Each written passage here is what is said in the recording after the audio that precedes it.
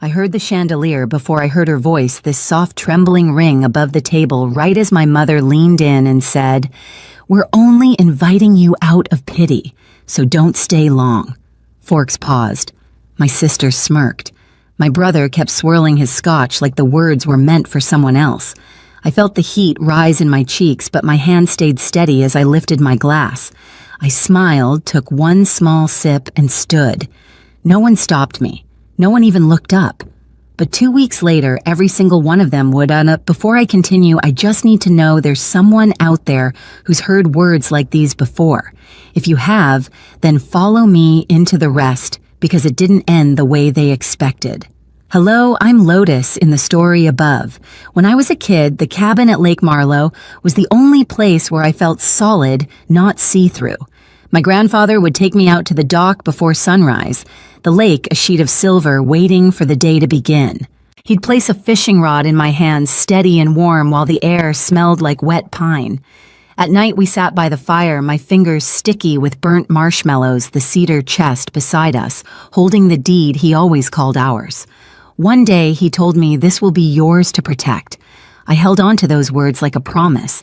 But after he died, the cabin became something else entirely. My parents quietly folded it into what they called the family place, even though the title stayed under my name. Summer trips were planned in group chats that never included me until everything was finalized. Photos from those weekends began appearing in frames around the house, my brother on the dock, pretending he caught the biggest fish, my sister wrapped in a blanket on the porch. My parents smiling like they'd built the whole thing themselves.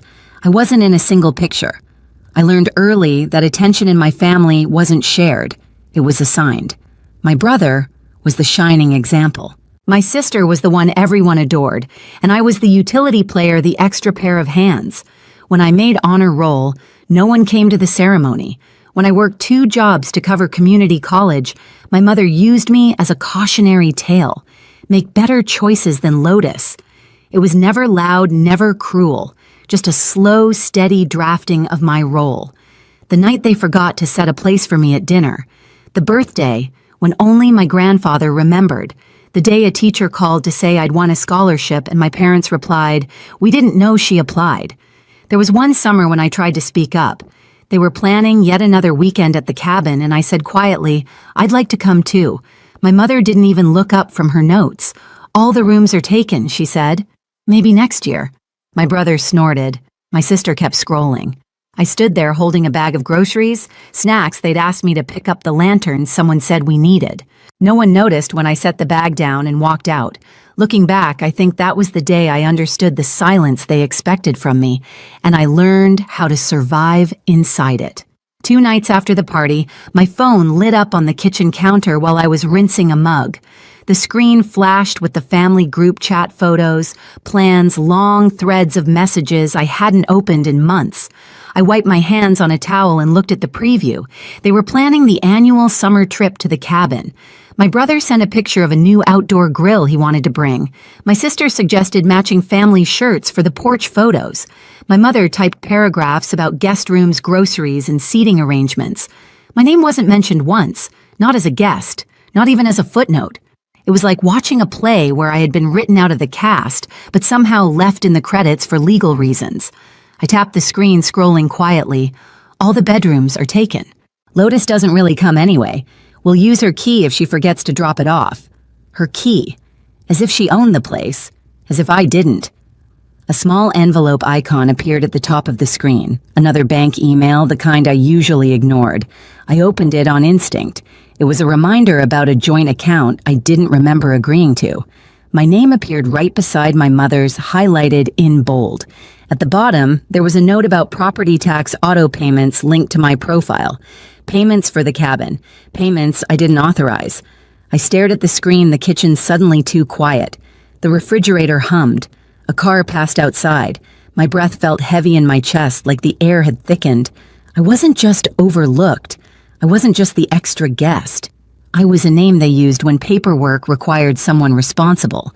I set the phone down on the table, face down. The vibration of new messages buzzed against the wood, rattling slightly like something trying to crawl back into my attention. I didn't pick it up. Instead, I sat in the chair by the window, pulled my knees in, and watched the city lights flicker against the glass. Towels hung unevenly on the counter. A stack of mail leaned against the fruit bowl. Everything looked still, paused waiting. I closed my eyes for a moment. When I opened them, I felt something settle. Not anger, not even hurt, just clarity. I smiled small, quiet, almost invisible. The kind of smile no one in that group chat would ever notice. But they would, soon. The morning after the group chat, I woke before my alarm. The apartment was dim, washed in that gray light that makes everything look softer, quieter. I tied my hair back with the elastic I kept on my wrist, padded barefoot into the kitchen, and started the coffee maker. Its slow drip filled the silence like a metronome. I sat at the small wooden table, the surface marked with old coffee rings and scratches from years of work. I opened my notebook, the same one I use for freelance clients, and turned to a fresh page. The pen felt heavier than usual, but the words came easily. Sell the cabin, close joint accounts, call lawyer about the estate. 3 lines, neat, simple, steady, a plan built from silence. I took a sip of coffee, then pulled the metal filing cabinet open. It groaned like it always did, the sound scraping through the room. Inside were years of documents, old bank statements, tax letters, utility bills, things most people would have thrown away. I kept everything. It wasn't sentiment, it was survival. Near the back, wrapped in an old envelope, I found the deed to the cabin. The paper was slightly yellowed, still smelling faintly of cedar from my grandfather's chest. I placed it carefully on the table, smoothing the edges with my palm. At 7:14 a.m., I called Dan. He answered with a tired voice clearing his throat. "Lotus, everything okay?" "I need to sell the cabin," I said. No hesitation. Quietly, efficiently. There was a pause long enough that I could imagine him sitting straighter, waking up fully. "The one by Lake Marlowe, your grandparents." "Yes, I thought your parents used it." "They do," I said. "But they don't own it." Another pause. A shift. The kind where someone realizes the ground beneath them is not what they assumed. "All right," he said slowly. "Send me everything you have. I'll draft the paperwork." We hung up. I scanned the deed page by page, the soft hum of the scanner filling the kitchen. I sent the files to Dan with a short message, then moved to the next item on my list. Joint accounts. I logged into the bank portal, the blue-white light of the laptop screen lighting my face. My name appeared in places I didn't expect. Co-signer on an old checking account, secondary on a credit line attached to auto payments for the cabin's property taxes. I clicked through each one, reading the fine print, the dates, the signatures. Some went back years. Close account, remove name, disable auto pay. Each action made a soft clicking sound like distant dominoes. I took notes as I went, marking confirmations with small check marks in the notebook. At one point, my phone buzzed with a text from my sister Mom's planning the trip. "Are you coming or not?" I let the message fade from the screen without opening it. By noon, I had closed 4 accounts, removed myself from 3 others, and canceled every automatic payment tied to my name. The silence in the apartment felt different now. Not empty, but intentional. Controlled. Next, I drafted an email to Harris, my parents' estate lawyer. I kept it brief, formal. "Hello, I'd like to review all documents related to the family estate and ensure my rights are properly represented. Please advise on available dates. Regards, Lotus." I read it twice, then hit send. Another buzz from my phone. This time, a voicemail alert. Probably my mother, though she hadn't called me directly in weeks. I didn't listen to it. Not yet. Instead, I cleaned the table, stacking the papers into a single, organized pile. I slid them into a folder and placed it on the counter. The apartment felt sharper, like the edges of things had come into focus. The plan wasn't emotional. It wasn't loud. It didn't need to be. It was procedural. Exact, unmistakably mine. Around 3, Dan texted, "Got the deed, everything checks out, starting the listing quietly. We'll send updates as offers come in." I replied with a simple, "Thank you." As the afternoon faded into early evening, I sat by the window with a fresh cup of coffee. The city moved below me, cars' voices, wind pushing against the glass. I watched it all with a stillness I hadn't felt in years. They had spent so long treating me like a name. They could use a space, they could fill a signature, they could borrow. I had played along, I had stayed quiet. But this time, the silence belonged to me. I closed my notebook, set my pen on top of it, and took one slow, steady breath. This time, I wouldn't fix what they'd broken. 2 weeks passed before anything happened, long enough for the silence to settle into my apartment like a second layer of paint. I worked, cooked simple meals, answered emails, and watched the city move outside my window. Nothing dramatic, just time passing the way it always does quietly until something breaks. The first crack came early one morning. I was folding laundry when my phone buzzed with a message from Dan. Offer came in, cash buyer, closing soon. Funds will transfer directly to your account. I read the words twice, not out of disbelief, but because they felt strangely distant, like reading about someone else's life. I texted back one word, approved, and set the phone aside. By noon, the cabin was gone. I didn't tell anyone, but they found out anyway. That evening, my sister sent a string of messages to the family group chat. They came in fast, like she was typing while pacing. Did someone change the lock code at the cabin? Mom's freaking out. Dad says the realtor sign wasn't there last week. Lotus. What did you do? I didn't open the thread. I just watched the previews stack on my lock screen, each one more frantic than the last. An hour later, my mother called. 3 times. Then she switched to voicemail. Lotus, this is not funny. Call me back immediately. Then another, you had no right. This isn't just your decision. Call me now. And another voice cracking, Lotus, please. You're scaring me. Call me back. I didn't. Instead, I sat at the kitchen table sipping lukewarm coffee, watching the voicemail counter climb like a timer. For the first time, their panic wasn't something they could hide behind polite words or controlled tones. It was raw, uneven, honest. Then came the bank statements. My mother texted a photo, blurry, tilted, but I could still make out the red notifications. Joint account closed. Credit line suspended. Property tax auto pay failed. Secondary signature removed. She didn't send a message with the photo. She didn't need to. The image said everything. Within minutes, my brother called. Then again, then again. I let each ring fade into the room like a distant alarm. Finally, he sent a single message. What the hell is going on? I put the phone face down, the vibration rattling lightly against the wood. The apartment felt smaller, tighter, like the air had thickened. The city outside seemed muted, as if waiting to see what I'd do next. Then came the moment I'd been expecting. A soft thud outside my door. A pause. Then the buzzer. I pressed the intercom.